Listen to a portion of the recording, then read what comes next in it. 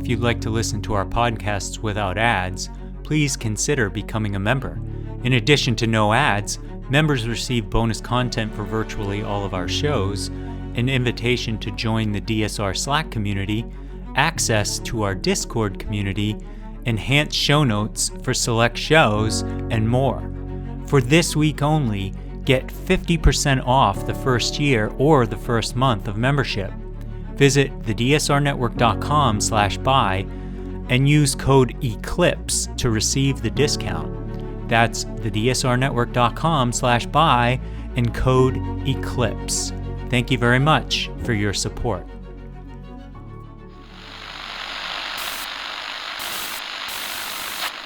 9, 12, 10, 28, 2, 23.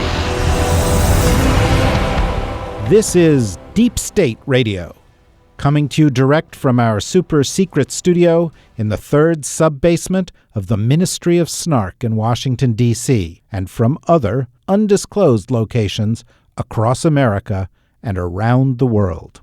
Hello and welcome to DSR. This is a special episode of our longest-running podcast with one of our longest-running friends, David Sanger of the New York Times. David, of course, the Pulitzer Prize-winning journalist. He has a new book out. It's called New Cold Wars.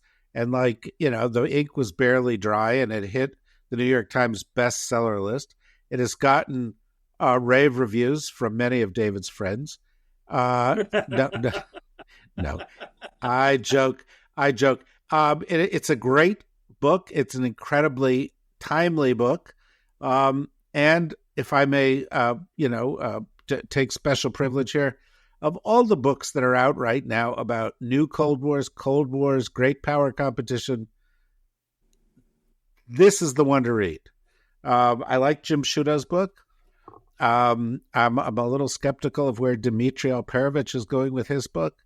David's book is finely reported, and it really tells the story of where we are through the people who are coping with where we are.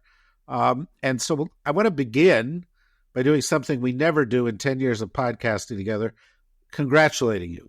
It's spectacular. Excellent job. Oh, well, thank you very much, David. That actually means a huge amount coming from you, especially because it even sounds earnest. It's as earnest as can be. And also, because we're friends, I know the struggles of the book. I know what it was like when you would have to go home and pound it out, and it seemed like it would never end. But yet you've done something that's kind of miraculous, which is in a fast-paced world, you have lifted out the developments that are of lasting significance. And so, I'm sure you were banging your head against the wall as Gaza unfolded and this and that unfold. But this book gets to what's really important. And I think that's where we should begin. There was a sense among some that, post the last Cold War, that we were done with that sort of thing. And that we were in a unipolar world, or as the French put it, we were living in the world of the hyperpower, or that we might be entering a world in which, the major powers were not in the kind of intense security-based competition that we were used to for decades. And that's just not how it turned out. And a lot of the people in your book are people who sort of thought we were in one place and have had to adapt to being in another place. And I think part of your skill as a journalist is in getting them to admit that. But maybe you can start there and talk about this moment, this light bulb moment when people said, wait a minute, this isn't what we expected. Well, David, this fall I will have been in Washington 30 years since my happy life as a foreign correspondent. And partly this book was intended to answer the question, how did we get to a world that was precisely the opposite of what we thought was going to unfold when I arrived in Washington in 1994.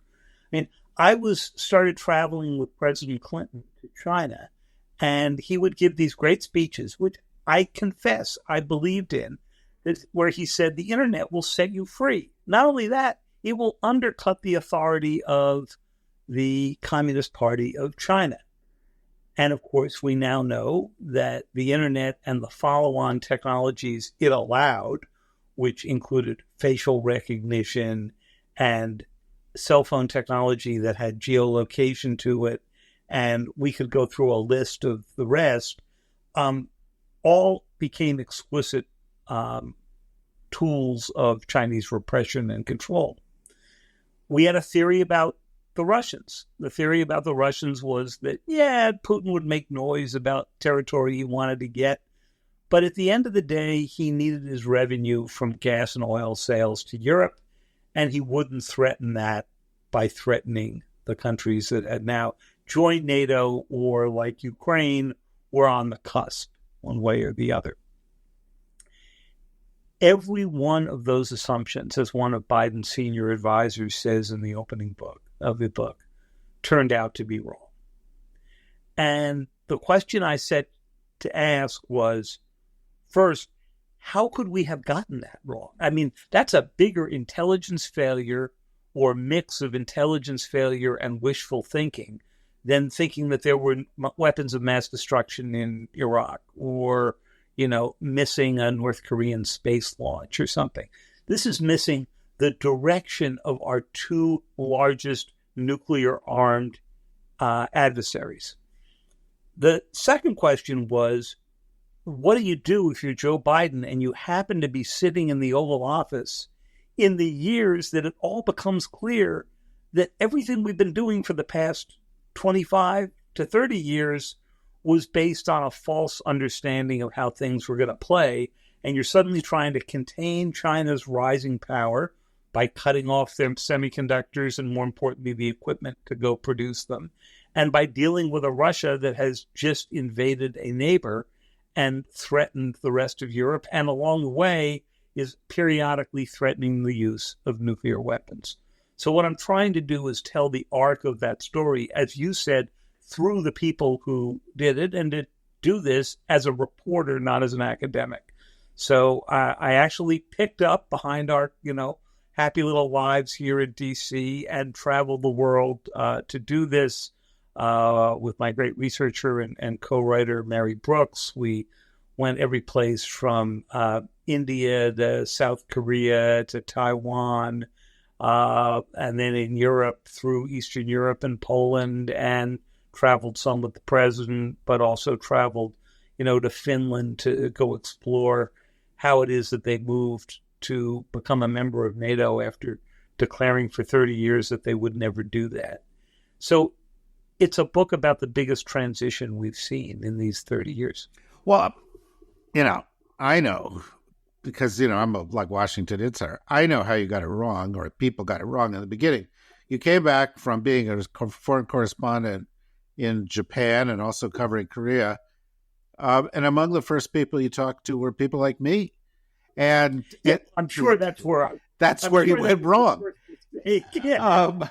The question is, I've been talking to you ever since. But you got wise quickly. But more seriously, that there is a little bit of truth in that, not my own role, but the Clinton administration in the immediate aftermath of the post-Cold War, or the end of the Cold War, looked at everything through an economic lens. And when you looked at things through an economic lens, particularly when you let the business community drive the car, they were like, there's upside here. There's upside in Russia. There's upside in China. We can do some deals here. Let's see how this goes. And don't worry so much about the strategic deviations. It seems to me that there's actually a correlation, because what happened after 20 years is those business people started saying, wait a minute, this isn't playing out the way we thought it was going to on a business basis. because they do have these other agendas, and they started getting pissed off, and they stopped championing these countries the way that they had before. And others, people with a focus on security, for example, started driving the conversation. It's an oversimplification, but I just... No, I think that's right, but I think it actually was a deeper error than that, David. So everything you said was true. But we also managed to somehow project our values that the deal was the most important thing on them. We assumed that was going to be true of all Chinese leaders. And by the way, it was true to those Chinese leaders who were running the place during the to get rich is glorious days. But it wasn't true for Xi Jinping, and we missed that when he came in 10 years ago. It may have been true for Vladimir Putin in his first couple of years. You know, the book opens with him floating down the Neva River with George W. Bush and Laura Bush and Putin's then wife, and dinner being served by this lurking guy in the background who I remembered but had no idea at the time who he was. And when we went back and looked at the photos, sure enough, there was Yevgeny Prigozhin serving dinner. Of course, he goes on later to try to fix the 2016 election, running the Internet Research Agency, and then created the Wagner Group and was deep in the war in Ukraine, and then marched on Moscow, which was the beginning of his end. But during that float down the Neva River, they were talking about Russia joining the European Union. At one point, the conversation turned to the question of whether or not Russia might actually one day be a member of NATO, the alliance created to contain the Soviet Union. And you'll remember there was a NATO Russia office inside the gates of NATO for years until they attacked and took over Crimea. So we projected our own values. We overlooked evidence that they were both were headed in some other direction. We over-celebrated every moment where we worked together, whether it was on climate or containing the North Korean nuclear program or sitting on the same side of the table when the U.S., Russia, and China and Europe were all on the same side of the table in the Iran negotiations.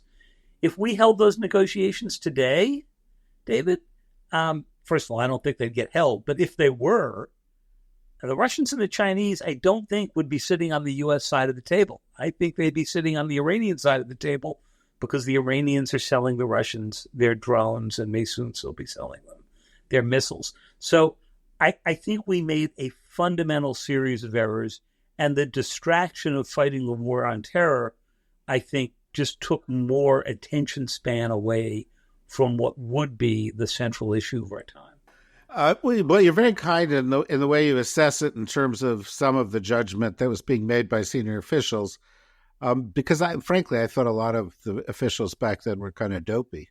And we're dealing with them. There were these Russia romantics, and, they thought give Russia 5 minutes. Kissinger used to talk about this, and they would turn into America. And that was just just crazy. That was just crazy. Now, having said that, one of the things I like about this book, because you do express it through the actions and the mouths of the leaders involved, is that it's not, frankly, that it's not as black and white as even the title suggests, because this is not your grandfather's Cold War. No, sure is. There are different kinds of rivalries. There are different kinds of threats. The U.S. does not have a zero-sum relationship with China as we did with Russia. There are still 70,000 U.S. businesses in China. And Russia is not a first-tier power in anything except for nuclear weapons. And so talk a little bit about how the new Cold Wars are different from the old Cold Wars. So first of all, there is logic to this title. There's new at the beginning and there's an S at the end, right? And the new tells you that when you do what Ernie May, the great historian and writer about the use of historical analogy, would teach all of us when I was an undergraduate a million years ago, was that you start any moment where you're going to use an analogy and you draw a line down the middle of the paper, and on the left side, you put the similarities, and there are a few with the old Cold War, territorial ambition for sure, proxy wars, nuclear weapons, as you mentioned. But when you start doing the differences on the right side, you need another sheet of paper, right? Because they are much, much greater. During the old Cold War, we had one adversary. It was largely a military competition. Within that, it was largely a nuclear competition. We could have a red phone on the desk because you knew who you needed to call the other side. We understood each other's strategy. It was terrifying at moments, but it also had a predictability about it. In the new Cold Wars, you've got two major players, Russia and China, whose own relationship is so complicated that the Biden administration itself has been struggling to understand what it is. In fact, I tell the story in the book of hearing from Colin Kahl one day, when he was still number 3 in the Pentagon, that he thought this relationship was real and growing, and asking the President of the United States about it the next day at a press conference. And he said, these guys will never get along. Okay, that's a pretty big difference. Okay, right there. Well, it's little anecdotes like that are very telling, because maybe you need a third sheet of paper also, as you're making the differences. You'd start with the differences in Russia. You'd start with the differences in China. But there's a third set of differences, which is we're different. And there is now a substantial portion of the U.S. electorate that seems to be perfectly happy with supporting Vladimir Putin. In fact, one of the most publicized scenes in your book, you have Donald Trump essentially saying that he thinks Ukraine should be part of Russia. Yep. So in the old Cold War, we were at least unified in trying to defeat our enemies. In the new Cold Wars, we're not. And in the old Cold War, if there was a group that was sort of dissenting from confronting the Russians, it was largely in the Democratic Party and on the left side of the Democratic Party. And then during the post-Cold War period, that was the part that was saying, okay, now let's spend the peace dividend, which turned out never showed up. But if there was a dividend, let's spend it on healthcare, on early child education. They had a whole list of things other than the Pentagon to spend it on. Of course, the war on terror got in the way of that. Today, it's the Republican Party, the party of internationalism during most of the old Cold War, that is the most isolationist, or has this large isolationist element to it. It was interesting that during the vote on aid to Ukraine, Taiwan, Israel, and Palestine that took place last week, that more than half of the Republican Party or Republicans in the House voted against it. Now, I think had it really been close, probably some of those would have voted for it. It was just an easier thing to go along with the Trump line. But that's a remarkable number. And it tells you what an interest Vladimir Putin has in influencing this election if he can figure out a way now. Although we have seen some cracks there, and I don't, listeners to our podcast know that I'm not usually a defender of the Republican Party, except when they're right. And Speaker Mike Johnson actually did the right thing. He did the right thing. He did the brave thing. And he didn't end up paying as big a price for it as many predicted. Yeah, in fact, those Democrats now have said they would back him if somebody tried to remove him from office.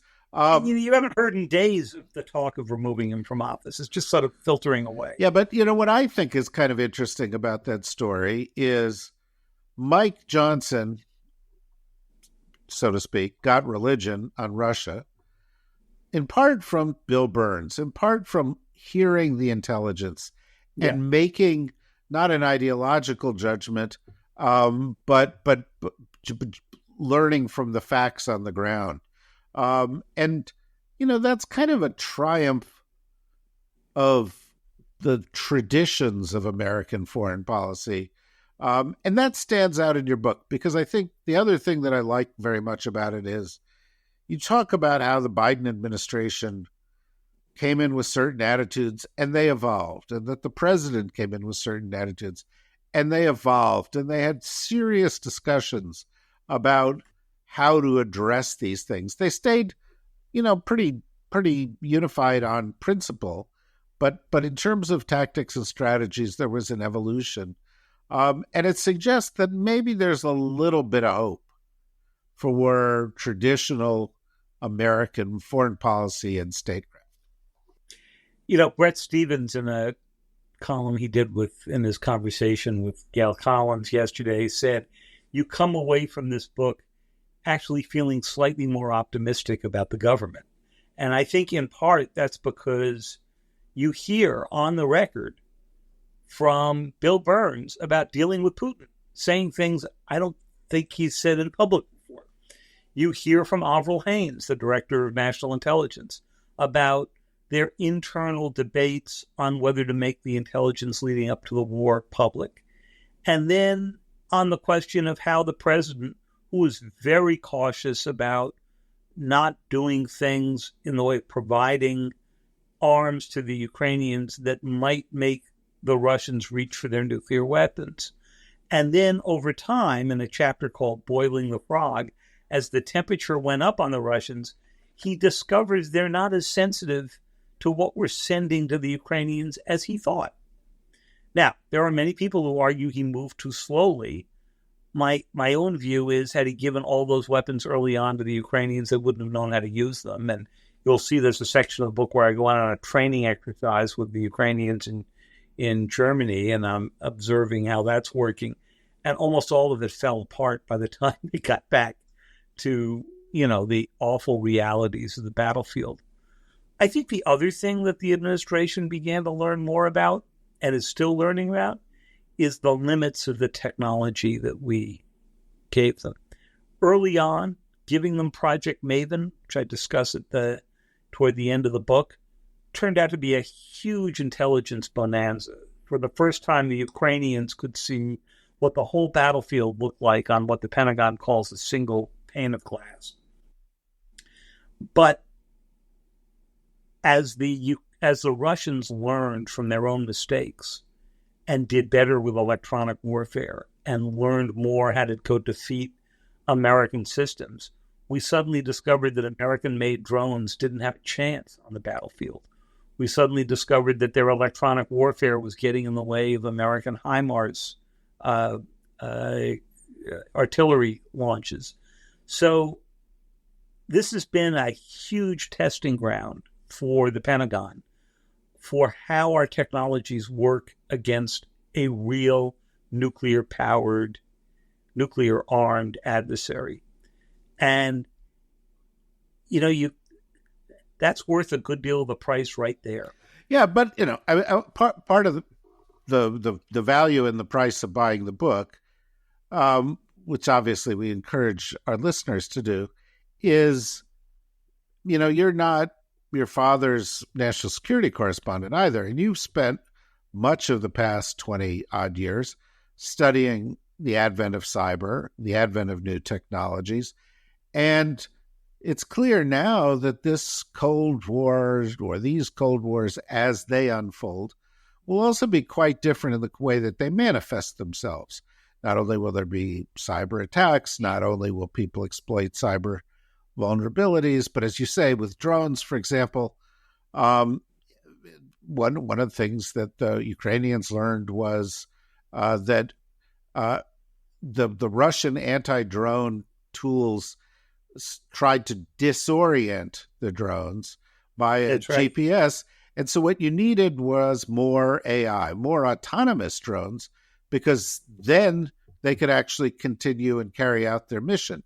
And so in the midst of all of this, and we also could talk about naval drones in that war, we can talk about, the trade rivalry and the rivalry over AI with China, that the playing field for this thing has shifted very dramatically into a group of technologies that nobody during the last Cold War could have imagined. That's right. You were talking earlier on, David, about the influence of the business community. So think about a set of decisions they made that they thought had nothing to do with national security, that today we're looking at and saying, what were you thinking? And that was a series of companies, Intel, Texas Instruments, even Apple, as they were thinking about where they would get the components for the iPhone, making the decision one by one, each for their own business decision, business reasons, to produce their most advanced semiconductors in Taiwan, 100 miles off the Chinese coast. A bet that was undergirded by an assumption that Taiwan would always be free and independent and that China would not seek to go take it over. And now we're all looking and saying, what were we thinking? If we got Putin and Ukraine wrong, might we be getting Xi Jinping and Taiwan wrong? And even if we have it right for the next 10 years, how quickly do we need to build up our capability again in the United States, which is the triggering factor behind the Biden administration's industrial policy, though they hate calling it that, to help finance the reshoring of advanced semiconductor manufacturing in the U.S. Now, the argument I make in the book, David, is that Biden got the strategy just right, but it's not moving anywhere near fast enough. The U.S. put $52 billion toward the production of new semiconductor fabs, and that has triggered hundreds of billions of dollars in new investment from the companies.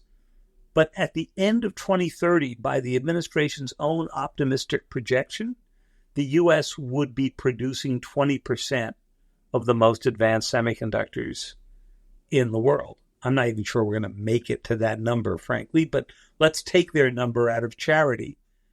We're dependent on the rest of the world and China and the continued independence of Taiwan for 80% of what goes into our weapons, what goes into the clusters of microprocessors needed for AI, because they're made by NVIDIA. They are designed by NVIDIA, but made at Taiwan Semiconductor. So that's why I spent so much time in Taiwan for this book, trying to explore the question of whether there really is a silicon shield for the island.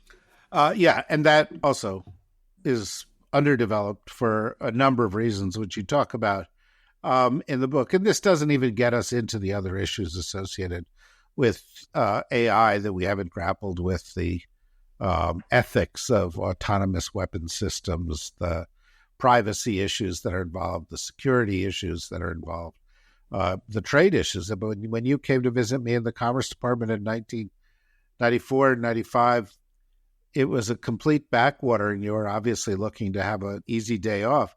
And now it's an incredibly high-powered and important agency. In many ways, if you look at the most important players in the book, Gina Raimondo, the Commerce Secretary, may emerge as not only one of the most important, but to my mind, one of the most interesting. Totally agree with you. Totally agree. I think she has stepped up, transformed.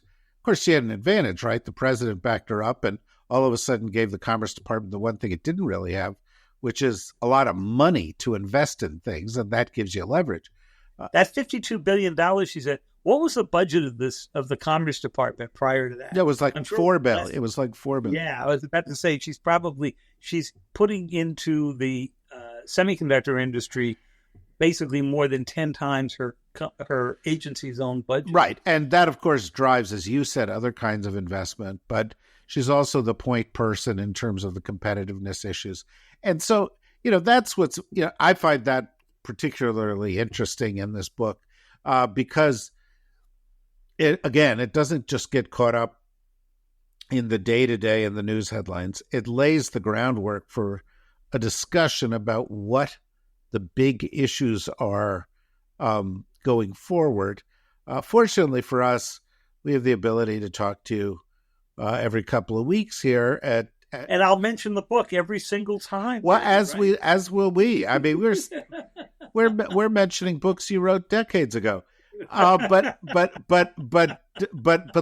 let's focus on this one, as we say, thanks to you. And that is New Cold Wars, written by David with the assistance of his great researcher, Mary Brooks. And it's an important book. And when you sort of listen to all the kind of podcasts that we do here, our intelligence podcast, we have our foreign policy podcasts, our national security podcasts, our politics ones. We've got ones on defense technologies, the John Wolfstall podcast. And we just launched one, by the way, David, you probably missed this week, called Scylla Consciousness, which is an AI-focused podcast. We talked to Paul Shari of CNAS for the first episode this week. Your book is a context for all of them. So literally, people say required reading. If you're a Deep State Radio fan or listener, your assignment is to get this book and to read it because it'll put it all into context. I know also that once you do that, you will be grateful once again for David Sanger and the fact that he is our friend. And we will talk to him, and then you can send in notes. Notes for how much you like the book. Until then, thank you, David. Thank you, everybody, for listening. Listen to all those other podcasts I mentioned. But right now, as soon as we click off, if you haven't already, go buy New Cold Wars by David Sanger. Talk to you soon. Bye-bye.